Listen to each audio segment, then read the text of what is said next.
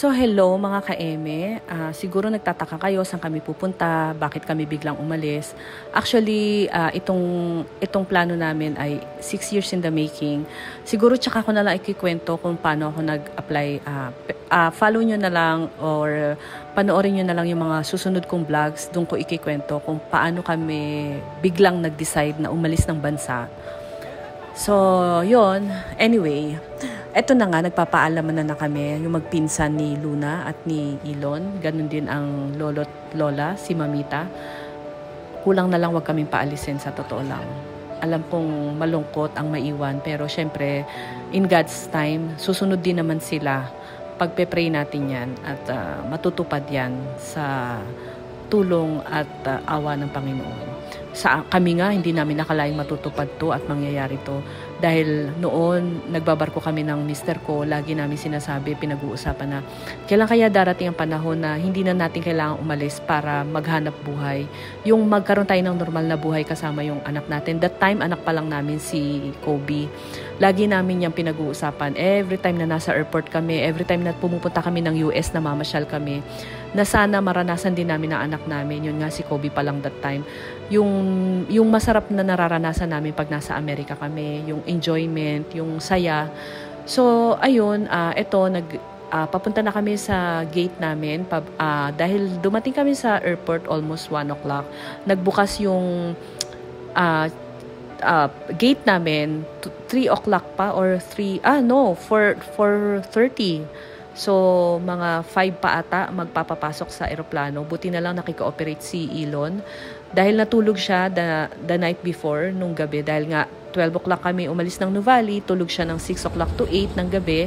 So, alive na alive pa siya hanggang madaling araw. So, ayan, papunta na kami papasok na kami sa eroplano, sa upuan namin.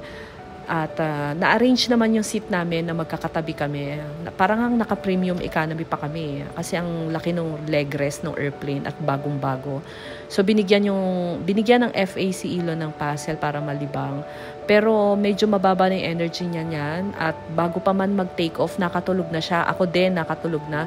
Hindi na nga ako nag-breakfast. Yung unang serve ng pagkain, hindi ko na kinain. Kasi mas bet kong matulog. O yan, tulog na tulog siya. Ayan, nakarating na kami ng Taipei after a 2-hour travel time. Tulog lang siya hanggang layover. Hindi na namin siya ginising kasi oras na rin naman na natulog niya.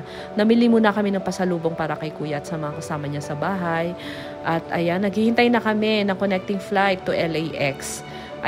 So ayan, tulog pa rin siya pero papunta na kami sa gate namin. Taipei to LAX. At hindi na namin siya ginising. So, naghihintay na lang kami na papasukin kami kasi boarding time na rin naman. So, ito na nga, nasa aeroplano na kami at tulog pa rin si Elon. Pero nagising na rin siya nung last breakfast namin. Bali, 2 meals yung binigay sa amin pag dating namin ng Taipei to LA. And then, yung bago kami bumaba ng LA. So, ayan, nag-breakfast naman siya ng croissant. Yan lang naman yung gusto niyang kainin. And, yan, kain lang siya bago kami bumaba kasi parang 30 minutes na lang naman is pa-landing na rin yung aeroplano namin. So, ayan, nakikita ninyo, paikot-ikot na lang yung plane namin sa aero bago mag-landing. At ayan, excited na si Elon kasi pwede na mag-open ng bintana. Pwede nang i-open yung cover ng bintana. So, ayan, pakinggan nyo.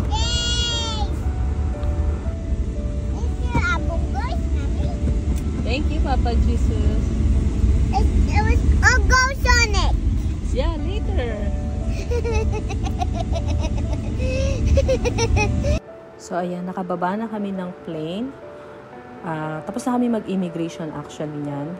And papunta na kami sa carousel namin para pick upin yung aming mga bagahe. Medyo mahaba-habang lakad din. So, ayan. And yung stroller din niya, inintay namin na ibaba sa airplane. So yan, nandito na kami sa carousel para kunin lahat ng bagahe namin. 8 pieces of luggage yan. So welcome to America na ang peg ng aming mga anak, o diba?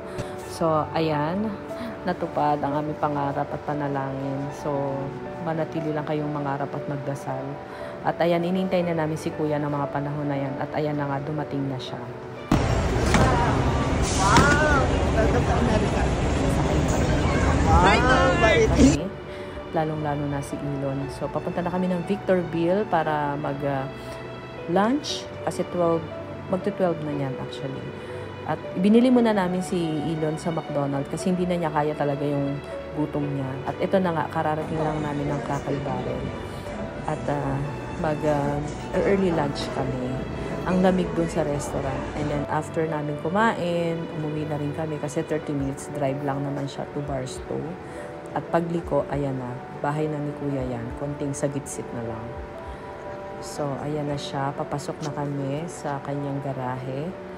At ito, magbababa naman kami ng aming mga bagahe. At isusoli na namin yung sasakyan dahil nirent lang yan ni Kuya para magkasya lahat ng bagahe namin at kami. So, ayan. Welcome to Barstow. Papasok na kami. Sabi ni Elon, wow! Tuwa siya.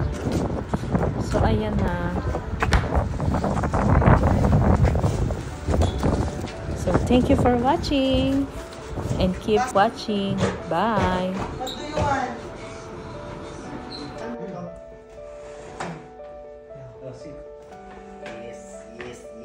Yes.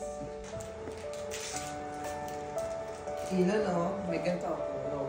You want this? No? Tingnan. Mami, I left in it. Wala internet. Kabit yung internet. Kakabit ko.